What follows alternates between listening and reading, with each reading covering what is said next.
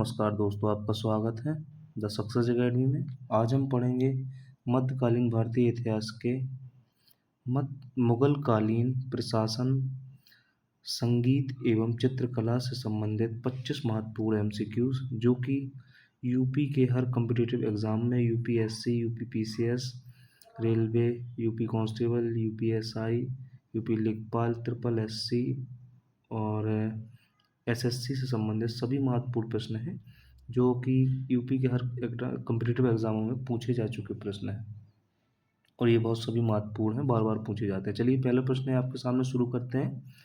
मनसबदारी प्रथा किसने शुरू की थी? Option A Babar, option B Humayun, option C Akbar, option D Aurangzeb. तो आपका राइट आंसर है इसका ऑप्शन सी, अकबर ने मनसबदारी प्रथा शुरू की थी। सी इसका राइट आंसर है। बढ़ते हैं दूसरे प्रश्न की ओर। दहसाला प्रणाली किससे संबंधित है?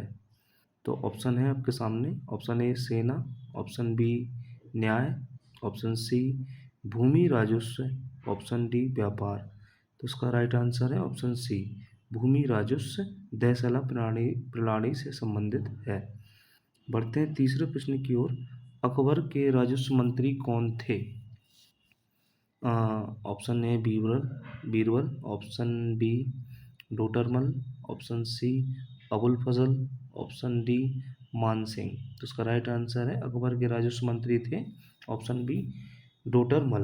राइट आंसर इसका ऑप्शन बी है। बढ़ते हैं चौथे प्रश्न की ओर। जजिया कर किसने समाप्त किया था? Option A Babar, option B Akbar, option C Shahjahan, option D Aurangzeb. तो इसका राइट आंसर है ऑप्शन बी बाबर ने जजिया कर समाप्त किया था। बढ़ते हैं पांचवें प्रश्न की ओर। मुगल प्रशासन में दीवान का क्या कार्य था? ऑप्शन ए सेना संचालन, ऑप्शन बी न्याय, ऑप्शन सी वित्त व्यवस्था, ऑप्शन डी धार्मिक कार्य। तो इसका राइट आंसर है ऑप्शन सी वित्त व्यवस्था। मुगल प्रशासन में दीवान का कार्य रहता था तो वित्त व्यवस्था रहा करता था। बढ़ते हैं छठवें प्रश्न की ओर। सभा का प्रमुख कौन होता था? ऑप्शन ए दीवान, ऑप्शन बी सूबेदार, ऑप्शन सी काजी, ऑप्शन डी बख्शी। तो इसका राइट आंसर है आपका ऑप्शन बी सूबेदार। सभा का प्रमुख कौन होता था? तो वो होता था सूबेदार। बढ़ते हैं सातवें प्रश्न की ओर। मुगल काल में फौजदार का कार्य क्या था?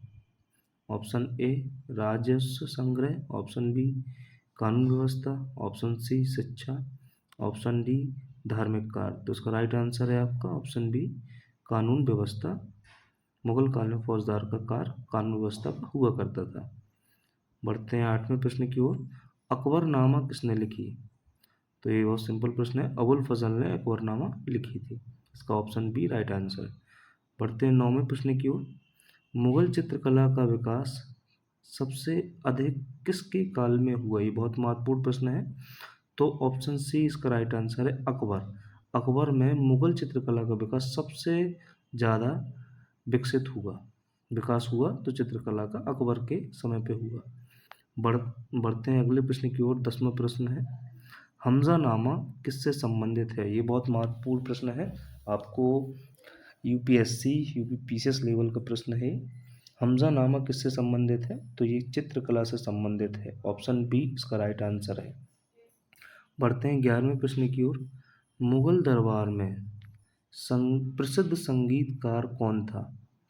तो उसका राइट आंसर है ऑप्शन बी तानसेन। ये कि सभी को पता है, नॉर्मल है। मुगल काल में जो सबसे ज़्यादा प्रसिद्ध संगीतकार थे तो वो थे तानसेन। बढ़ते हैं 12वें प्रश्न की ओर। तानसेन किसके दरबार में थे? तो अकबर के दरबार में तानसेन हुआ करते थे। ऑप्शन बी राइट आंसर है। बढ़ते हैं 13वें प्रश्न की ओर। राग दरबारी का संबंध किससे है? तो इसका सीधा सा राग से संबंधित है, तो जाहिर सी बात है कि संगीत से ही संबंधित होगा। तो ऑप्शन सी इसका राइट आंसर है, राग दरबारी का संबंध संगीत से था। बढ़ते हैं 14वें प्रश्न की ओर। मुगल चित्रकला में किस शैली का प्रभाव था? तो ये प्रश्न महत्वपूर्ण है आपका।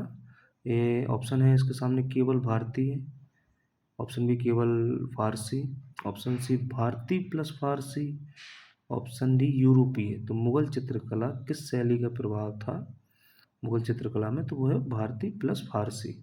ऑप्शन सी राइट आंसर है। बढ़ते हैं 15वें प्रश्न की ओर। जहांगीर किस कला के लिए प्रसिद्ध था? ऑप्शन ए स्थापत्य, ऑप्शन बी चित्रकला, ऑप्शन सी संगीत, ऑप्शन डी साहित्य। तो इसका राइट आंसर है ऑप्शन बी चित्रकला। बढ़ते हैं 16वें प्रश्न की ओर।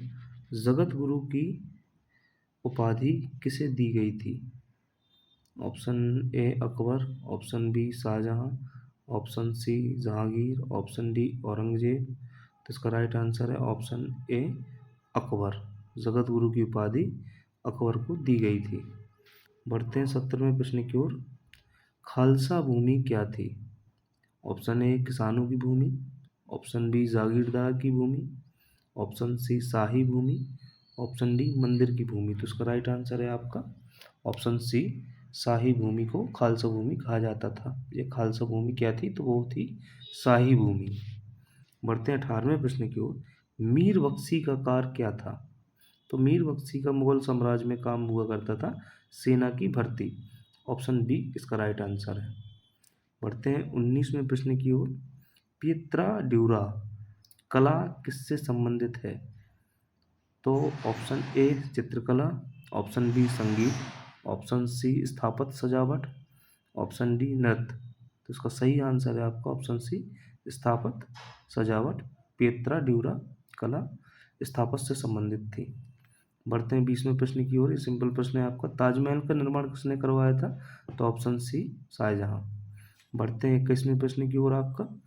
मुगल चित्रकला का पतन किसके समय हुआ? तो औरंगजेब के समय मुगल चित्रकला का पतन हुआ था और औरंगजेब को संगीत में भी कोई रुचि नहीं थी। बढ़ते हैं अगले प्रश्न की ओर। 22वां प्रश्न है आपके सामने।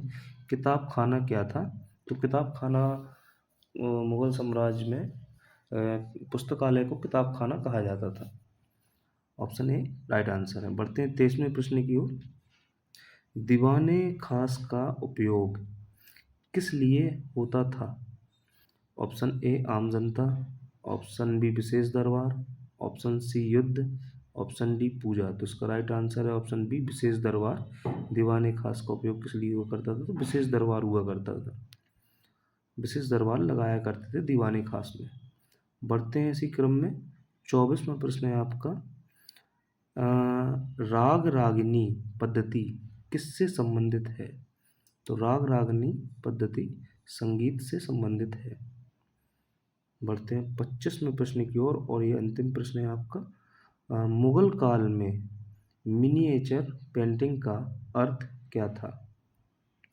ये बहुत मिनिएचर पेंटिंग का अर्थ क्या था? तो ऑप्शन बी छोटी चित्रकला। ये बहुत महत्वपूर्ण है, इसको याद रखिएगा। मुगल काल में मिनिएचर पेंटिंग का अर्थ हुआ करता था छोटी चित्रकला। अगर वीडियो पसंद आई हो तो लाइक शेयर कमेंट ज़रूर कीजिएगा और चैनल को सब्सक्राइब जरूर कीजिएगा। ये सभी महत्वपूर्ण प्रश्न हैं जो कि मुगल कालीन संगीत एवं चित्रकला से संबंधित है। आज के लिए इतना ही। Thank you so much.